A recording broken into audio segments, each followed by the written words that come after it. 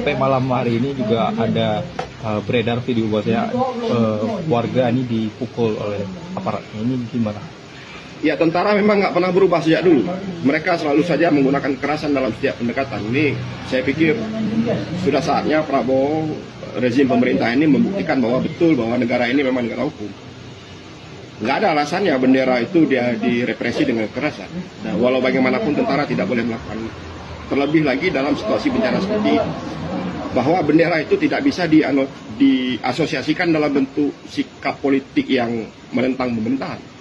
Itu cuma orang ramai masyarakat yang kecewa, bahkan beberapa di antaranya kita tahu itu mereka bawa bantuan untuk korban.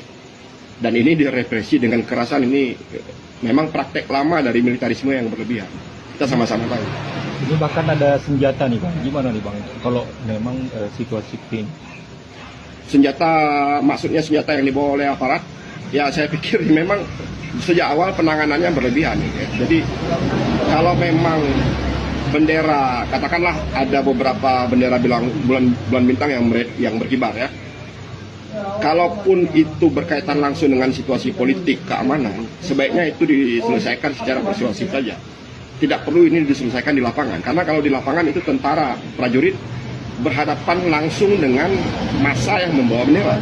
Sudah pasti nggak ada dialog di situ, dan sudah pasti akan terjadi konfrontasi. Dan ketika konfrontasi itu terjadi, ya senjata akan mengambil perannya. Sementara masyarakat cuma punya tongkat yang dibalut dengan bendera. Ini tentu bukan situasi yang ideal bagi masyarakat Indonesia.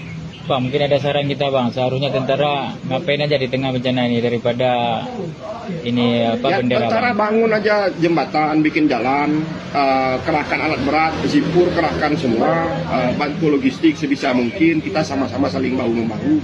Tidak usah ikut-ikutan politik gitu. Jadi tentara itu memang harus jauh dari politik, karena kalau tentara terlibat dalam politik ya jadinya begini, mereka akan menggunakan kekerasan. Nggak ada pemikiran di sana, yang ada cuma kekerasan.